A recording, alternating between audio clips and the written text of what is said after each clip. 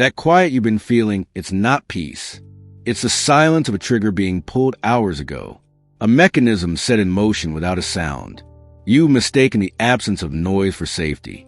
You've called the stillness calm. But deep down, in a place you rarely let your thoughts linger, you know, this quiet has a different quality. It's the quiet of a held breath. The quiet of a predator who has mastered the art of standing perfectly still. A quiet enemy triggered this. And your spirit, the part of you that existed before your name and will exist after your title is forgotten, has been screaming in a frequency your busy mind has been trying to drown out. That low-grade dread you dismiss as stress, the sudden, unexplained chill when a certain person's name comes up, the way your energy drains in a specific room or after a particular conversation, leaving you feeling foggy and unsure, these are not glitches. They are system alerts. Your quiet enemy doesn't work with bombs. They work with viruses. Slow, undetectable, rewriting your code from the inside until your own life starts to feel like foreign software. They are not in the dramatic argument. They are in the gracious compliment that ever so slightly reframes your victory as a lucky break. They are not in the overt rejection. They are in the warm, enthusiastic yes that somehow never materializes into action, leaving you perpetually waiting at an empty station. They are not the critics shouting from the crowd. They are the confidant who, with a sigh of concern, plants the seed of doubt about your dream, watering it with phrases like, "I just worry you'll get hurt," or, "Is that really practical?" This enemy lives in the plausible deniability, in the tone you can't quite quote, the glance you can't quite prove, the promise that was just vague enough to never be technically broken. Their weapon is not a knife. It's a gradual drop in temperature, so slow you keep adding sweaters, blaming the season, never realizing someone is controlling the thermostat, and you're not safe ignoring it. Ignoring a quiet enemy is like ignoring a faint smell of gas because the stove flame is still blue. It is the most dangerous thing you can do because their entire strategy depends on your politeness, your rationalizations, your beautiful, forgiving heart that wants to believe the best. They are counting on you to gaslight yourself, to say, "I'm probably just being sensitive," to blame your own intuition instead of their calculated infection. Every time you shrug off that sinking feeling, you grant them another square inch of territory in your spirit. Every time you force a smile when your gut says freeze, you are disarming your own early warning system. This is not about paranoia. Paranoia sees threats that aren't there. What you are experiencing is recognition. You are recognizing a predator that doesn't need to roar. The anxiety you feel isn't disorder. It's an internal security system detecting a foreign frequency. That tightness in your shoulders isn't just tension. It's your body physically bracing against an energetic drain you haven't yet named. Think back to the moment this quiet began. Was it after success? After a moment of clear, divine alignment? After you finally set a boundary? Quiet enemies are most often triggered by your light. Your progress is their catalyst. They don't attack when you're down. They infiltrate when you're up, when your guard is lowered not by despair, but by joy. They slip in through the cracks of your celebration. You must understand, their goal is not your destruction. Not yet. Destruction is loud and would rally your defenses.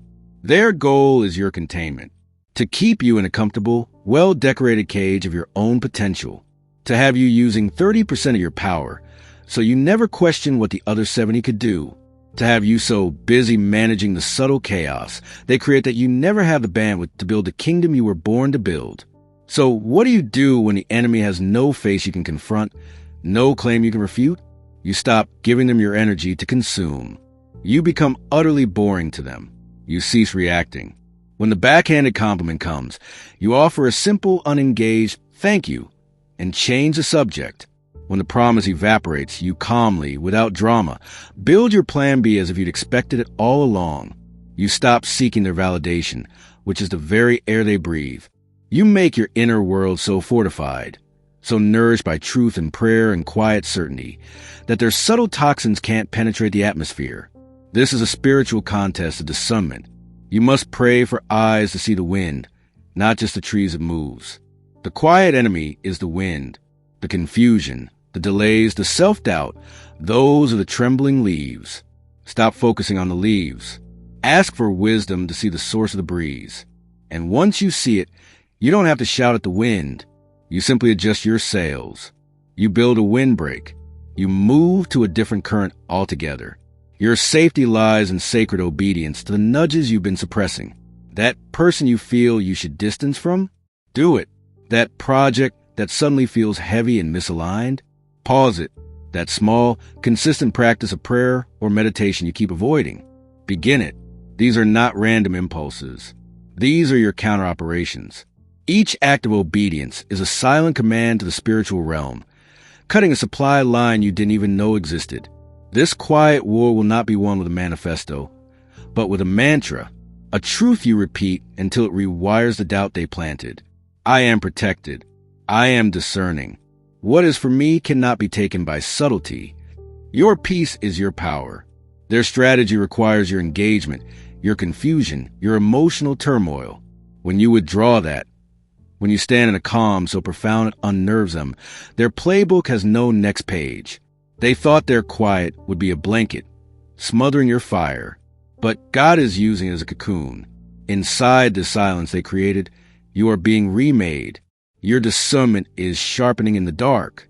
Your spiritual hearing is tuning to frequencies they cannot access. Your dependence on the applause of man is being stripped away, leaving only the solid rock of divine favor. So let them be quiet. Your stillness will now be different. It will no longer be the stillness of waiting for their next move. It will be the stillness of the deep earth, unshakable, immovable, full of growing, invisible life. The trigger was pulled, but you are not the target. You are the ark. The floodwaters of their subtlety are rising, but they will only lift you higher. You are not ignoring it. You are being insulated from it. And soon, very soon, you will speak a word that shatters the quiet forever. Breathe. Listen deeper than you ever have. The counter strategy is being whispered to you now, not in the noise, but in the perfect, guided silence of soul that is finally fully awake. The quiet enemy has overplayed their hand. In trying to hide, they have revealed the only thing that ever truly mattered. Your God-given ability to see in the dark. Now see, and then step forward.